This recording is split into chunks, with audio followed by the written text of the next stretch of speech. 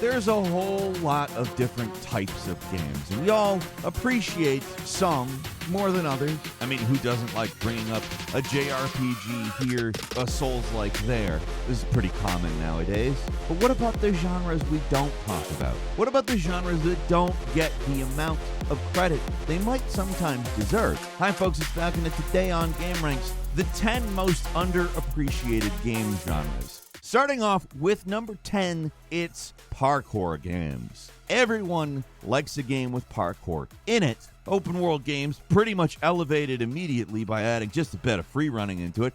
If you're unfamiliar with the term parkour, by the way, which if you're watching this channel, I think unlikely, but you never know. The term parkour comes from a French term for obstacle course, and it's about navigating environments quickly by running, jumping, and climbing all over the place, and doing it fast and in a way that often looks quite stylish. There are tons of games with parkour in them. Assassin's Creed, Sleeping Dogs, Dying Light, Watch Dogs 2, many games out there. But those are just borrowing the aesthetics and some of the mechanics of parkour rather than making a game about it. Generally, games that are specifically about free running, which is another word for parkour, are relatively niche. The Mirror's Edge games are probably the biggest budget attempts to make a game about urban running.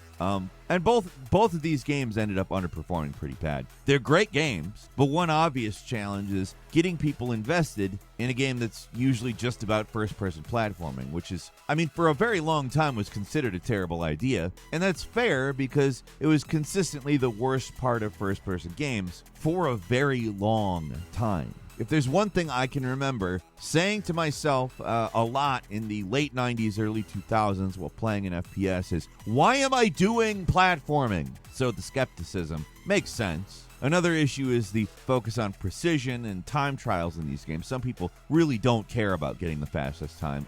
I can raise my hand on that. I don't care about the fastest time at all, unless you're playing Sonic the Hedgehog or Mirror's Edge. Then I want the fastest time. Don't know why. They work for me, though. A lot of people also found the controls a little too complex, or they would straight up get motion sickness playing them because when you rolled, you would really actually roll in the game world. I can understand the motion sickness. But these are the reasons it isn't appreciated. What is a parkour game anyways? Does it have to be exactly like Mirror's Edge? Or can a game like Neon White count? Or, it doesn't contain any of the elements of real-life parkour, but it's probably a parkour game. And then there's the entire genre of parkour games in other games, like stuff like Minecraft or Fortnite or Roblox. People love that stuff. Parkour is one of those genres where it's kind of hard to sell people on an entire game for it. And it's a shame because there's some great stuff out there if you're willing to hunt for it. At number 9 is licensed games. Even today, the term licensed game is synonymous with garbage. These games get rushed out, half-assed, they're low-budget slop. They're usually designed to trick well-meaning but clueless grandmas as disappointing birthday and Christmas gift fodder. And nowadays, they're digital store filler meant to trick clueless kids into wasting their grandma's gift card money. Functions the same, even if the form is slightly different. The big difference is that licensed games, at least for a little while during the 6th and 7th generation of consoles, were coming from respectable publishers. And while a lot of the games coming out then were still absolutely terrible, you'd get diamonds in the rough. Everyone used to make fun of these games because there were so many back then, but you got to admit, in some ways, we didn't appreciate what they had. A lot of the all-time classics out there are licensed games.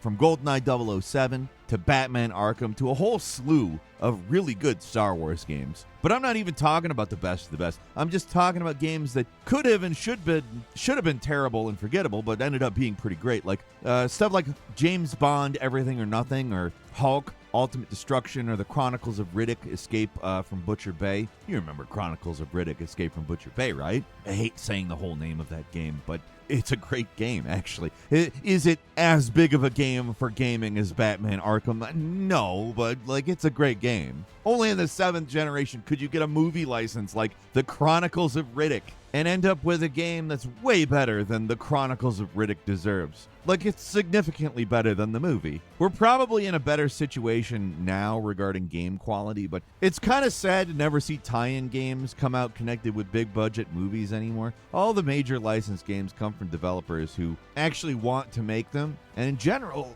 that's led to a higher standard of quality, yes, but output's still relatively low, even if in the past few years these types of games they're starting to make a bit of a comeback. Maybe in a few years we'll be sick to death of these kinds of games all over again. Maybe, but in this moment it's actually kind of refreshing to see games like Aliens Dark Descent, or in particular RoboCop Rogue City, come out, do relatively well, and be good. They're just good games. At number 8 is immersive sims. Here's the thing. If you're seriously into gaming, then the immersive sim is far from underappreciated. If you're deep enough in the weeds, you might actually be kind of sick of everyone and their mother having effusive praise for this genre. To the core gaming demographic, immersive sims are anything but underappreciated. They also demonstrably do not sell. For as much as everyone likes to talk up games like Dishonored, Deus Ex, and Thief, these games in these series have basically been shut down or put on the back burner for one simple reason. There's not enough people playing them. Like, why do you think Arcane Austin got roped into making a half-baked live service game when their specialty is immersive sims? Because their previous game, a little game called Prey, which is a game that is considered by many to be the very best in the entire genre, did not sell very well, or at least not enough. It's a consistent struggle for any developer trying to make a game in this nascent genre. The struggle between making the games you want to make and the need to actually make some money so the studio doesn't go under it's a balancing act. Most fail, but it's not for lack of trying. It's just that these games are really difficult to make and appeal to a mostly hardcore audience. Everyone says they like immersive sims. I will tell you personally that Dishonored are easily in my top 10. Both Dishonored games are easily in my top 10. Everyone says there should be more immersive sims, but they come out and nobody buys them. I buy them. Shame on all of you.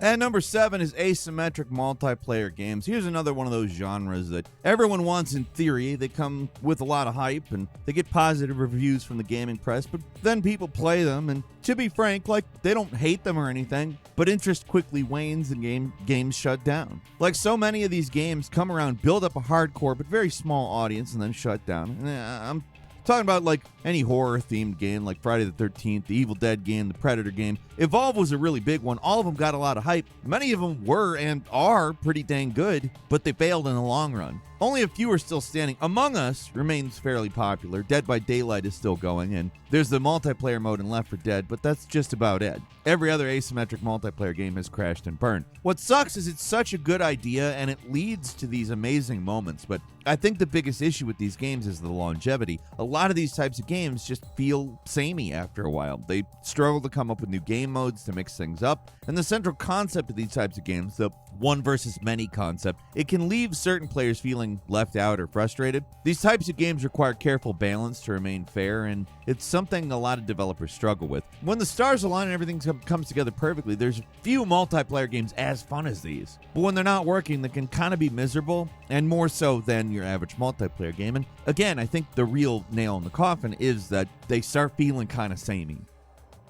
And number 6 is tactical shooters. In terms of multiplayer games, tactical shooters are still doing pretty well, but if you're talking about old school tactical shooters like the original Rainbow Six games, Delta Force, or Ghost Recon, they're all but dead. Everyone loves to talk up the boomer shooters, the old school FPS games of the 90s like Doom and Duke Nukem and Quake, but the tactical shooters of that time are often forgotten and overlooked, even though they were in many ways as revolutionary and important to the medium. Rainbow Six's whole team management and planning phase was so ahead of its time, and while it's a tough game to go back to say the very least, Rainbow Six 3 at least holds up to modern scrutiny, while still retaining some tactical credentials. These games were unforgivingly difficult and required some pretty serious precision and planning. They were in many ways the polar opposite of the instant gratification action of most other shooters, and they were relatively popular for their time as well. They're pretty much all gone and forgotten, though. Games like SOCOM, U.S. Navy SEALs, or Operation Flashpoint, they had multiplayer and also full single-player campaigns, but now all the big tactical games have either something completely different or they've disappeared. It's a shame because I think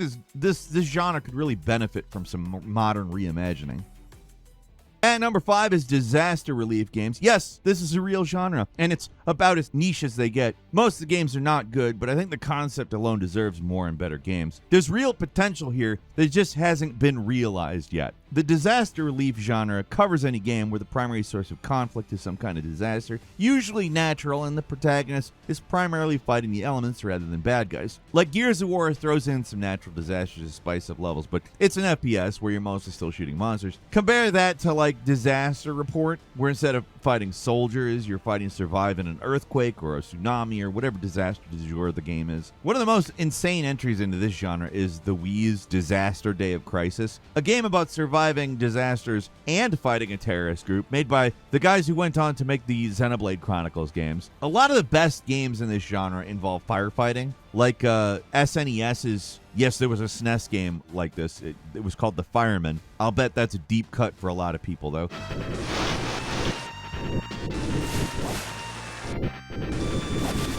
Sega Saturn had a slightly more well-known attempt at it called Burning Rangers. Both treat the fire like it's the monsters in an arcade game. You're just blasting away nonstop at a constantly spreading threat. And Burning Rangers was a game that I played the hell out of. It is super fun. There should be more firefighting games at bare minimum. Just seems like a good idea for an FPS. It's such a shame that it's never really been done right, except for, like I said, that SNES game and that Saturn game. Burning Rangers is badass, man.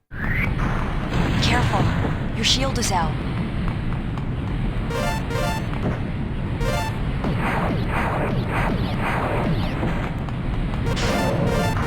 At number 4 is arena shooters. They used to dominate online games like Unreal Tournament and Quake 3. They were the games to play, man. And those are still highly regarded games. Not many people outside of their super hardcore audiences, though, play them anymore. And while you look at the modern gaming scene, arena shooters just don't stand a chance. Every year, a few of these games come out looking to make a big splash and just die. They face plant right out of the gate and fail every single time. It's not like they're bad games. I mean, a lot of them are not great, I'm going to say, but there have been a few legit attempts to revive the genre, but it's just so far not working out. Where the boomer shooter revival has thrived, the arena shooter remains a forgotten relic of the past, which kind of sucks because these things are fun in a simple way.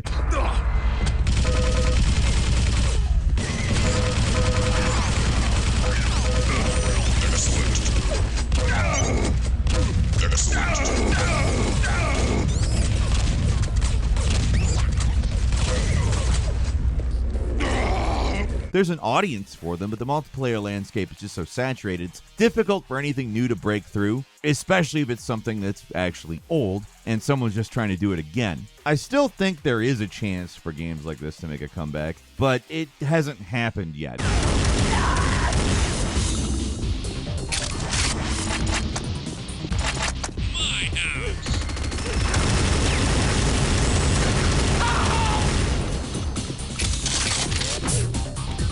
At number 3 is action RTS. Yeah, RTS games in general are pretty dead, but you know what's even more dead? The action RTS. These games are pretty niche even back when you could convince a publisher to make one, but now they're practically non-existent. I mean, if you can't convince people to play a standard RTS, I don't know how you're going to get them to play something where it's the same thing but harder to control. The idea behind action RTS, it's such a good idea though. Just the fantasy of leading an entire army while you get to roll out right beside them, it's just such a cool concept, but it's just rarely been done all that well. Divinity Dragon Commander managed to make it work by giving you control of a dragon so you get a bird's eye perspective of the map.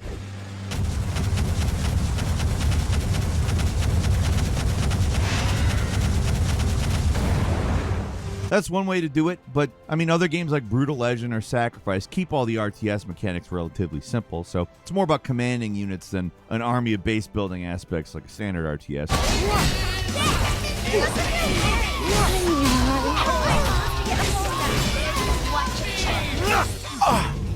Oh, my back!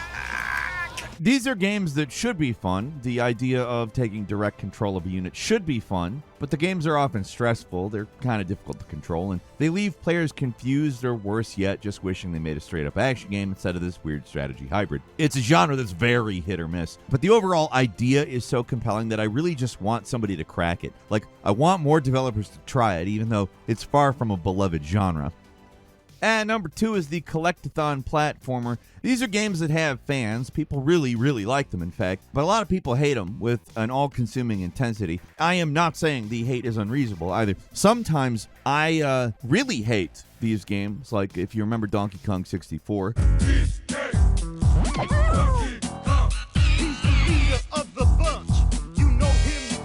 It made it feel like Mario 64 was a brisk, straightforward game that didn't make you play every level 5 times. That's how bad Donkey Kong 64 was about this.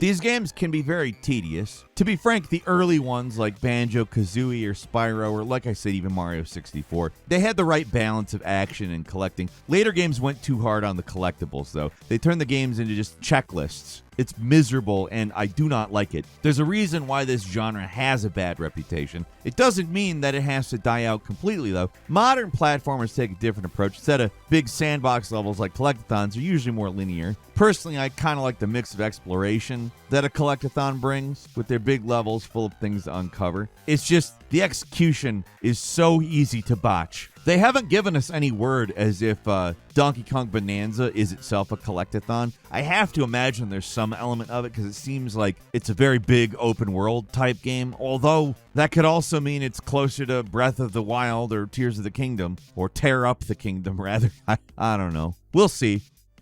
And finally, at number 1, escort games. We all hate escort missions, but modern developers have maybe taken all the jokes and memes a little too seriously because they stopped doing it. And just because you have to escort a character from point A to point B, that doesn't make the game bad. Some of the best all-time games are just escort missions, like the Lemmings series, for example. It's essentially a game about escorting a bunch of brainless creatures to the end of the stage, and honestly, it is a classic. Ico is another excellent game. For the majority of the adventure, you're escorting Yorda around solving puzzles to keep her with you and defending her against shadow monsters.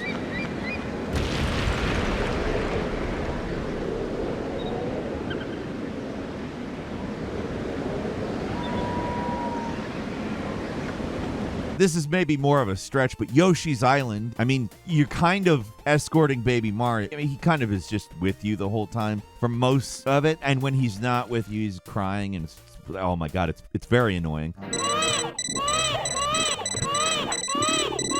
But otherwise, it's one of the best platformers on the SNES. Oddworld, Dead Rising, Blast Corps, Loco Roco, they're all games where your main goals are just to lead others to safety, and they're all great games. So sure, hate on escort missions all you want, because they do mostly suck, but escort games can be really good if they're made by talented developers with a clear and creative vision, and they do make it work. Sometimes those games can be frustrating, I'm not gonna lie, but like Blast Corps, man, that game is a hell of a game. And I mentioned Ico as well. That is an escort mission that just deserves credit for being so much better than it has any right to be. And that's all for today. Leave us a comment. Let us know what you think. If you like this video, click like. If you're not subscribed, now's a great time to do so. We upload brand new videos every day of the week. Best way to see them first is, of course, a subscription, so click subscribe. Don't forget to enable notifications. And as always, we thank you very much for watching this video. I'm Falcon. You can follow me on Twitter and book me on Cameo at Falcon the Hero. We'll see you next time right here on gameranx.